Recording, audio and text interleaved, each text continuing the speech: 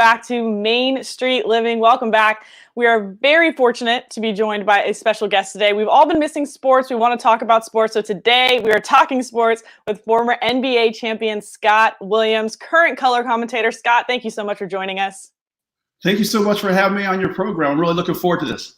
Yeah, of course. So let's talk sports. I've been dying to talk sports for weeks now. So starting it off, let's just talk about college right now.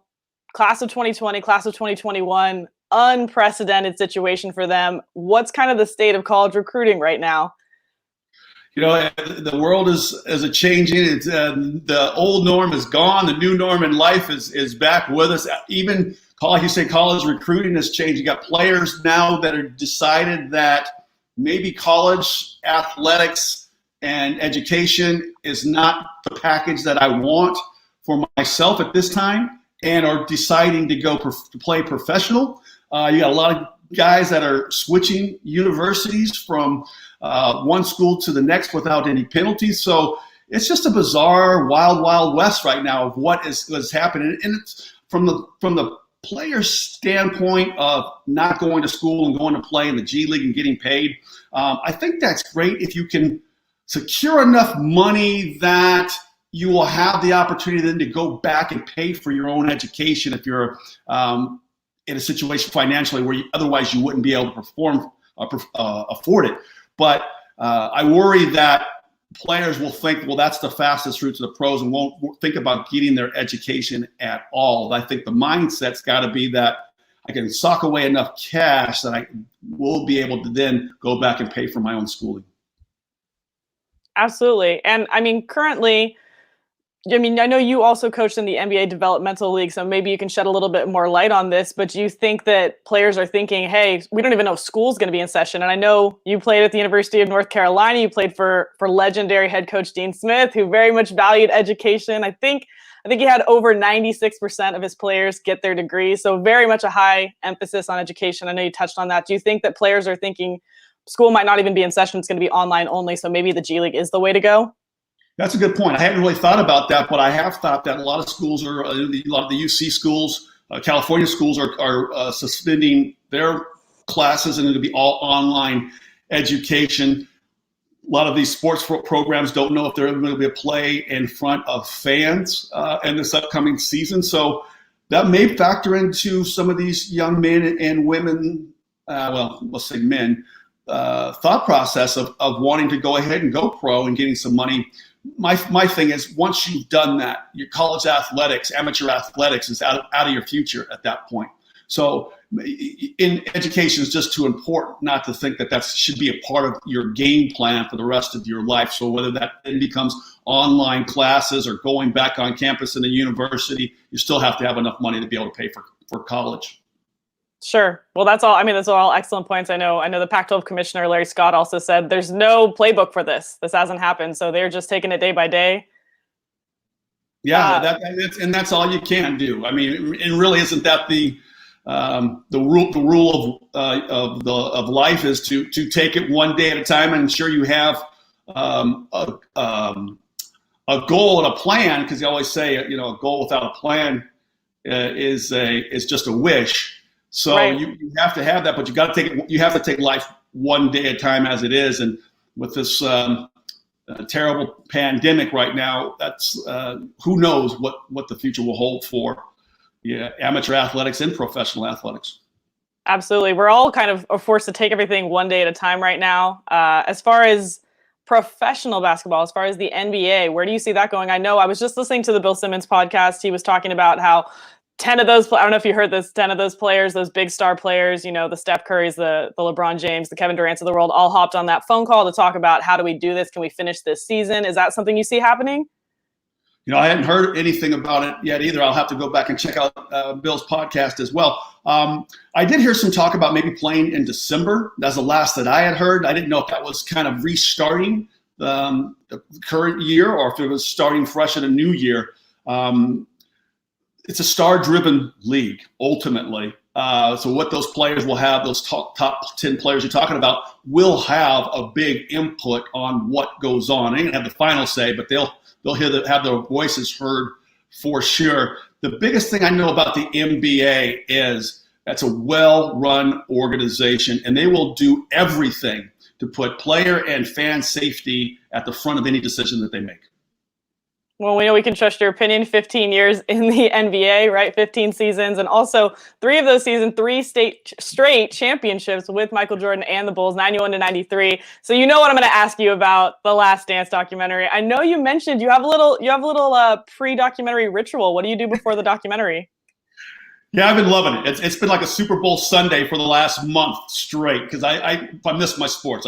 Spring training, I wiped out March Madness. I mean, you know. And when you're a sports guy, you just look forward to that big game or a golf tournament or whatever the case is going to be. But everything got wiped out. So I've been kind of fulfilling that, Jones. This is the main event. Last Dance. And it's been great because it's been about some of that's been about those 90s teams from the first dance, as I like to call it, that 91, 92, 93 year before Jordan retired. So going back and seeing some of those plays and being back in those locker rooms and how the access they got for all these things, and then learning about new things that I didn't know after I had left Chicago. Dennis Rodman going to Vegas with Carmen Electra in the middle of the season. That happened? That wouldn't have happened with the Jordan that I knew, back in 1991 before he had that first championship ring. Homie would have played that. But it's been really cool. And like you say, I mean, I plan my meal around. I make sure I get my deep dish Chicago-style pizza. I go to Maggiano's and get the tiramisu and the chicken marsala, the red wine. So, I mean, it's an event here in the Williams household. And then do you get to talk to some of the former players? What are they thinking? What's the review? Did they get this right? I mean, what are your thoughts on the documentary? Are they painting a pretty fair picture? First of all, it's been great reconnecting with a lot of my former teammates and guys that I played against. It's been so cool. B.J. Armstrong, Cliff Levingston, Jason Caffey, Will Purdue's coming on and doing a show with me. I do a half-hour show on Legends Live on the NBA Retired Players Association's platform and start talking about all kinds of things that happened back when they played, when I played, memories that we have. And that's the biggest thing. This is not like sensationalized some Hollywood type deal where they're trying to boost ratings and go for like controversial statements or anything like that. This is just true, accurate accounts of how guys remember their time in Chicago, things that happened, their mindset, how they approached practice, how they dealt with Michael Jordan. It's been kind of cool to see. And the end of episode 7, I think, was kind of the coolest thing because you could see MJ talk about the price that he paid to want to achieve the goals that he did, and didn't always work with some of the teammates that maybe begrudgingly he had to get on that same page to do things that they didn't necessarily want to do. And he got so emotional about it that he called for that break, and the guys doing the documentary, I can't remember who's doing it now, but they hung on there just a little bit longer to capture that. Yeah, very smartly so. How emotional he was getting when he was talking about his teammates. I thought that was really cool. Where they go in these last 2 episodes, I'm not 100% sure. But I hope they talk a little bit more, get more in depth of some of his emotions that he had during that time frame, because I think that's the most powerful part of it all. Yeah, absolutely. And I think that a lot of people are surprised to see that part of Michael Jordan because that's not really a story you hear. Was that kind of what your experience was? Was he at all an emotional guy, or was he all business? What was your personal experience with that? Serious as a heart attack in 1991. Now, he was not a nice guy. I mean, he was a good teammate. I thought this was the guy who gave you your first set of golf clubs. He was that guy that was so motivated every day in everything that we did. If you didn't come to work, you were going to have problems with Michael Jordan in a way that he would let you know he's got a problem with you, whether he was going to attack you verbally or he was going to get after you on the court physically. There was no in between. You were 100% all in. You don't come in 95% thinking you were putting in some work that day. If you thought you were doing your best, he knew you had more in you, or he was going to push you to try to do more to get on the same page that he was on. He had those smoldering eyes all the time. And he mastered the smolder.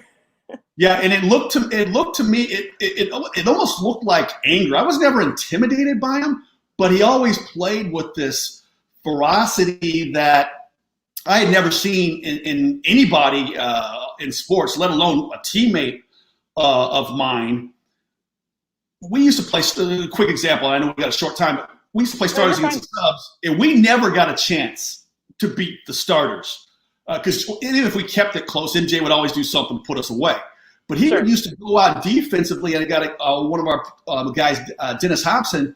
I mean, up in Hobson's chest, wouldn't hardly let him put the ball on the floor, wouldn't let him get off a shot. It wrecked Dennis Hobson.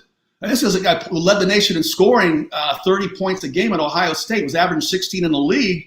And by the time the season was over, Hobson had gone into a shell, and they had to trade him the next year. It's one of the saddest things I really saw in my 15 years in the NBA. Absolutely. And I mean, again, 15 seasons in the NBA. Just to wrap it up here, one last question. I think maybe let's see if we can get some inspiring words from you. You've also played a season in Cleveland with LeBron James. You've been around, the greatest of all time here. So what advice can you give, especially, to these college kids or incoming college kids who their plans with athletics have been a little bit subverted and they're looking for a little bit of inspiration here? What did you learn from playing with those greats? Those guys, well, obviously the competition that they had, but they also had a positive attitude. And they had a belief in their abilities and a drive to want to be the greatest that they could be. Not just the greatest on their team or in their circle of whatever influence that was, whatever community they came from. They wanted to be the greatest of all time on any platform, whether it be the NBA, street yard basketball, playground basketball, world basketball, international competition. These particular cats wanted you to know that they were the best player that you ever watched put on a pair of basketball shorts and basketball shoes. That was what separated them from some of the other Hall of Famers that I played with, the Dirk Nowitzki, Steve Nash, Allen Iversons, Ray Allens. Those guys were good, and they wanted to win. But these particular guys had a different gear where didn't matter so much that Michael Jordan had played 35 minutes, dropped 40 points on the Knicks. We got on a plane that night. We're playing the next night in Orlando or Charlotte or one of these other, expansion teams where he knew we were going to win. He didn't care. Whoever he was going up against that night, he wanted them to know. They wanted their coaching staff to know, their families sitting in the arena, all the friends that came to the game to watch them go up against Michael Jordan. All the people watching on television or listening on the radio, that this guy's never going to be as good as me. He can't compete with me. Don't use him in the same sentence when you talk about NBA players like I do. He wants the player to realize that you'll never beat me, not 1 out of 5, not 1 out of 25. I will take all your confidence out from you, rip it away from your soul, feed it back to you. When you drive home from the arena tonight, you will feel a sense of loss that even when you go to sleep, you won't believe that you could have ever beat me in basketball. And that's after what he did less than 24 hours before. He still had that mentality every time he stepped on the court. And that's why I always say when people ask me, well, who's better, William, LeBron or Michael? I said, LeBron was great, but he didn't have that. He'd be happy to beat you. He didn't have that whole, I'll be happy. I will embarrass, not only will I beat you, I will embarrass you while I do it. And that led to him achieving all the things that he achieved in sports, the 6 championships in 8 years. And I'll be honest with you, dude doesn't retire in 94. I mean, that team was built right. We were reaching our prime. We were one bad call away from going to the finals a 4th year without Michael Jordan. We would have been in the finals. In 94, there's no doubt in my mind. Well, I can ask you a million more questions, Scott, so I really appreciate you coming on the show today. I'm all in on this stuff. But you guys told me I had 5 minutes. I can go about this stuff for an hour and a half. Oh, yeah. Oh, as can I. And so I appreciate you coming on, letting me talk about sports. I know our viewers appreciate it. Thank you so much. 3-time NBA champion, Scott Williams. Thank you so much, Scott. We're going to move on. Coming up next, you may be stuck at home, but that doesn't mean you can't choose your own adventure. So stay tuned.